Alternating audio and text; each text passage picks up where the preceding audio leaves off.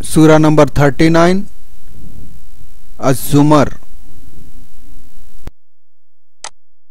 بسم اللہ الرحمن الرحیم تنزیل الكتاب من اللہ العزیز الحکیم انا انزلنا الیک الكتاب بالحق فاعبد اللہ مخلصا لہ الدین۔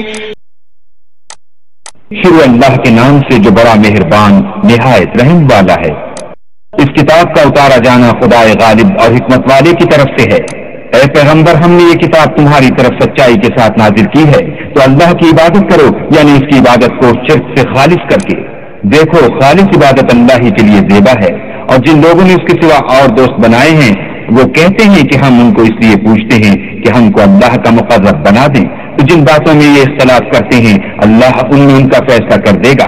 بے شک اللہ اس شخص کو جو جھوٹا ناشکرا ہے ہدایت نہیں دیتا۔ اگر اللہ کسی کو اپنا بیٹا بنانا چاہتا تو اپنی مخلوق میں سے جس کو چاہتا انتخاب کر لیتا۔ وہ پاک ہے، وہی تو خدا یکتا اور غالب ہے۔ اسی نے آسمانوں اور زمین کو تدبیر کے ساتھ پیدا کیا ہے، اور وہی رات کو دن پر لپیٹتا اور دن کو رات پر لپیٹتا ہے، اور اسی نے سورج اور چاند کو بس میں کر رکھا ہے، سب ایک وقت مقرر تک چلتے رہیں گے۔ دیکھو، وہی غالب اور بخشنے والا ہے۔ اسی نے تم کو ایک شخص سے پیدا کیا، پھر اس سے اس کا جوڑا بنایا، اور اسی نے تمہارے لیے 4 پایوں میں سے 8 جوڑے بنائے۔ وہی تم کو تمہاری ماؤں کے پیٹ میں پہلے ایک طرح پھر دوسری طرح 3 اندھیروں میں بناتا ہے۔ یہی اللہ تمہارا پروردگار ہے، اسی کی بادشاہی ہے، اس کے سوا کوئی معبود نہیں۔ پھر تم کہاں پھرے جاتے ہو؟ اگر ناشکری کرو گے تو اللہ تم سے بے پرواہ ہے، اور وہ اپنے بندوں کے لیے ناشکری پسند نہیں کرتا، اور اگر شکر کرو گے تو وہ اس کو تمہارے لیے پسند کرے گا، اور کوئی اٹھانے والا دوسرے کا بوجھ نہیں اٹھائے گا۔ پھر تم کو اپنے پروردگار کی طرف لوٹنا ہے، پھر جو کچھ تم کرتے رہے وہ تم کو بتائے گا۔ وہ تو دلوں کی پوشیدہ باتوں تک سے آگاہ ہے۔ اور جب انسان کو تکلیف پہنچتی ہے تو اپنے پروردگار کو پکارتا اور اس کی طرف دل سے رجوع کرتا ہے۔ پھر جب وہ اس کو اپنی طرف سے کوئی نعمت دیتا ہے تو جس کام کے لیے پہلے اس کو پکارتا ہے اسے بھول جاتا ہے، اور اللہ کا شریک بنانے لگتا ہے تاکہ لوگوں کو اس کے راستے سے گمراہ کرے۔ کہہ دو کہ اے کافر نعمت، اپنی ناشکری سے تھوڑا سا فائدہ اٹھا لے، پھر تو دوزخیوں میں ہوگا۔ بھلا مشرک اچھا ہے یا وہ جو رات کے وقتوں میں زمین پر پیشانی رکھ کر اور کھڑے ہو کر عبادت کرتا اور آخرت سے ڈرتا اور اپنے پروردگار کی رحمت کی امید رکھتا ہے؟ کہو بھلا جو لوگ علم رکھتے ہیں اور جو نہیں رکھتے دونوں برابر ہو سکتے ہیں؟ اور نصیحت تو وہی پکڑتے ہیں جو عقل مند ہیں۔ کہہ دو کہ اے میرے بندو جو ایمان لائے ہو، اپنے پروردگار سے ڈرو۔ جنہوں نے دنیا میں نیکی کی ان کے لیے بھلائی ہے، اور اللہ کی زمین کشادہ ہے، جو صبر کرنے والے ہیں ان کو بے شمار ثواب ملے گا۔ کہہ دو کہ مجھ سے ارشاد ہوا ہے کہ خدا کی عبادت کو خالص کر کے اس کی بندگی کروں، اور یہ بھی ارشاد ہوا ہے کہ میں سب سے اول مسلمان بنوں۔ کہہ دو کہ اگر میں اپنے پروردگار کا حکم نہ مانوں تو مجھے بڑے دن کے عذاب سے ڈر لگتا ہے۔ کہہ دو کہ میں اپنے دین کو شرک سے خالص کر کے اس کی عبادت کرتا ہوں، تو تم اس کے سوا جس کی چاہو پرستش کرو۔ کہہ دو کہ نقصان اٹھانے والے وہی لوگ ہیں جنہوں نے قیامت کے دن اپنے آپ کو اور اپنے گھر والوں کو نقصان میں ڈالا۔ دیکھو، یہی صریح نقصان ہے۔ ان کے اوپر تو آگ کے سائبان ہوں گے اور نیچے اس کے فرش ہوں گے۔ یہ وہ عذاب ہے جس سے اللہ اپنے بندوں کو ڈراتا ہے۔ تو اے میرے بندو، مجھ سے ڈرتے رہو۔ اور جنہوں نے اس سے اجتناب کیا کہ بتوں کو پوجیں اور اللہ کی طرف رجوع کیا، ان کے لیے بشارت ہے۔ تو میرے بندوں کو بشارت سنا دو۔ جو بات کو سنتے اور اچھی باتوں کی پیروی کرتے ہیں، یہی وہ لوگ ہیں جن کو اللہ نے ہدایت دی، اور یہی عقل والے ہیں۔ بھلا جس شخص پر عذاب کا حکم صادر ہو چکا تو کیا تم ایسے دوزخی کو مخلصی دے سکو گے؟ لیکن جو لوگ اپنے پروردگار سے ڈرتے ہیں ان کے لیے اونچے اونچے محل ہیں جن کے اوپر بالا خانے بنے ہوئے ہیں، اور ان کے نیچے نہریں بہ رہی ہیں۔ یہ اللہ کا وعدہ ہے، اللہ وعدے کے خلاف نہیں کرتا۔ کیا تم نے نہیں دیکھا کہ اللہ آسمان سے پانی نازل کرتا، پھر اس کو زمین میں چشمے بنا کر جاری کرتا، پھر اس سے کھیتی اگاتا ہے جس کے طرح طرح کے رنگ ہوتے ہیں، پھر وہ خشک ہو جاتی ہے تو تم اس کو دیکھتے ہو کہ زرد ہو گئی ہے، پھر اسے چورا چورا کر دیتا ہے۔ بے شک اس میں عقل والوں کے لیے نصیحت ہے۔ جس شخص کا سینہ اللہ نے اسلام کے لیے کھول دیا ہو اور وہ اپنے پروردگار کی طرف سے روشنی پر ہو، تو کیا وہ سخت دل کافر کی طرح ہو سکتا ہے؟ بس ان پر افسوس ہے جن کے دل اللہ کی یاد سے سخت ہو رہے ہیں، اور یہی لوگ صریح گمراہی میں ہیں۔ اللہ نے نہایت اچھی باتیں نازل فرمائی ہیں، یعنی کتاب جس کی آیتیں باہم ملتی جلتی ہیں اور دہرائی جاتی ہیں۔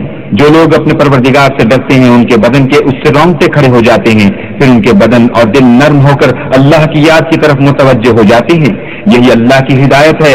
وہ اس سے جس کو چاہتا ہے ہدایت دیتا ہے، اور جس کو اللہ گمراہ کرے اس کو کوئی ہدایت دینے والا نہیں۔ بھلا جو شخص قیامت کے دن اپنے منہ سے برے عذاب کو روکتا ہو، کیا وہ ویسا ہو سکتا ہے جو چین میں ہو؟ اور ظالموں سے کہا جائے گا کہ جو کچھ تم کرتے رہے تھے اس کے مزے چکھو۔ جو لوگ ان سے پہلے تھے انہوں نے بھی تکذیب کی تھی، تو ان پر عذاب ایسی جگہ سے آ گیا کہ ان کو خبر ہی نہ تھی۔ پھر ان کو اللہ نے دنیا کی زندگی میں رسوائی کا مزہ چکھا دیا، اور آخرت کا عذاب تو بہت بڑا ہے، کاش یہ سمجھ رکھتے۔ اور ہم نے لوگوں کے سمجھانے کے لیے اس قرآن میں ہر طرح کی مثالیں بیان کی ہیں تاکہ وہ نصیحت پکڑیں۔ یہ قرآن عربی ہے جس میں کوئی عیب اور اختلاف نہیں، تاکہ وہ ڈر مانے۔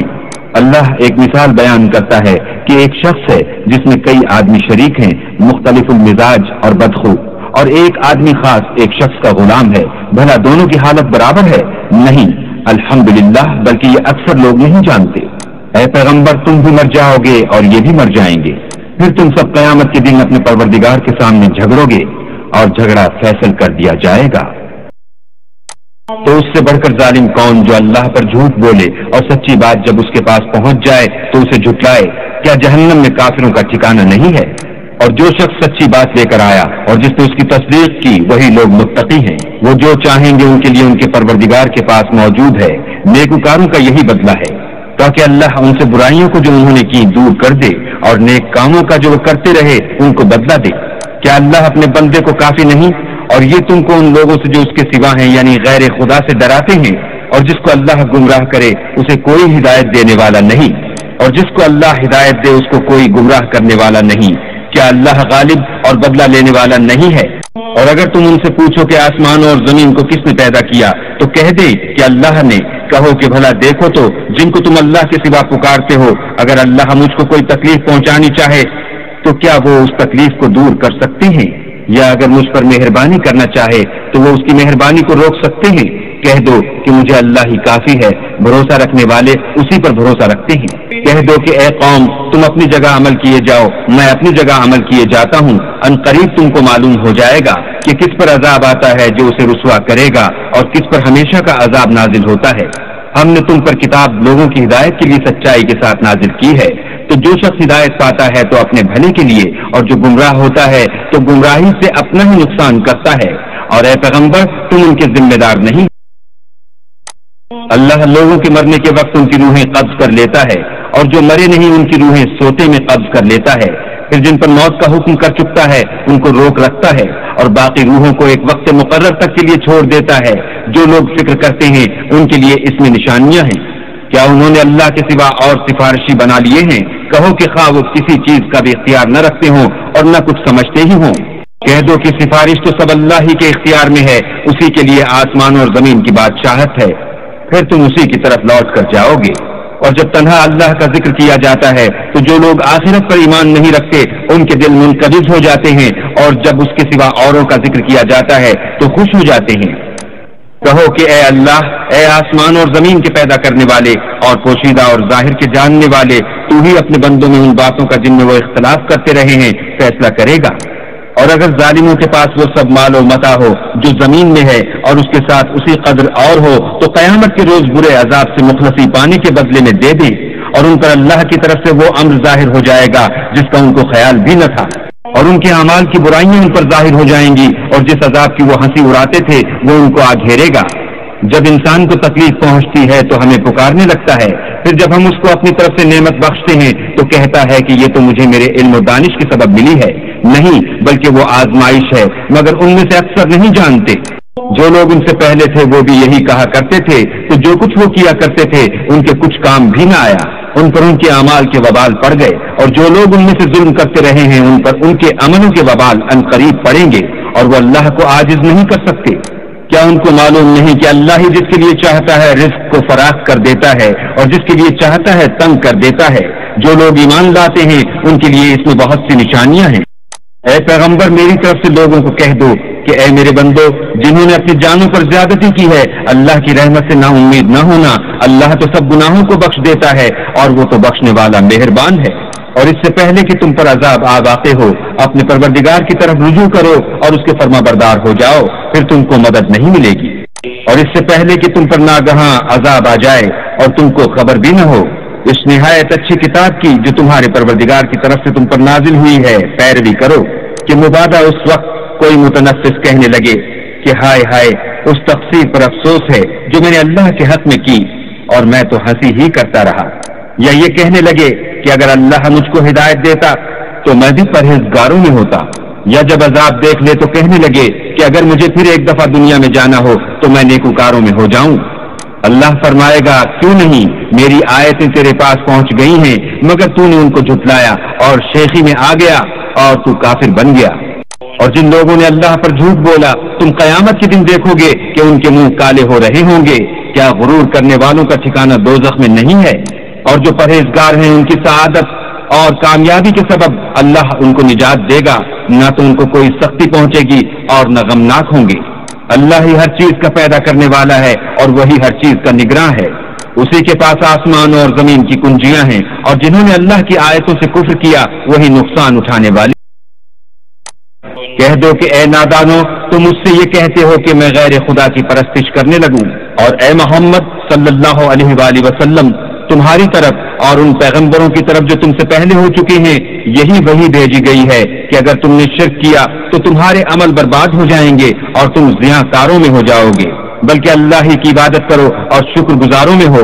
اور انہوں نے اللہ کی قدر شناسی جیسی کرنی چاہیے تھی نہیں کی، اور قیامت کے دن تمام زمین اس کی مٹھی میں ہوگی اور آسمان اس کے داہنے ہاتھ میں لپٹے ہوں گے، اور وہ ان لوگوں کے شرک سے پاک اور عالیشان ہے۔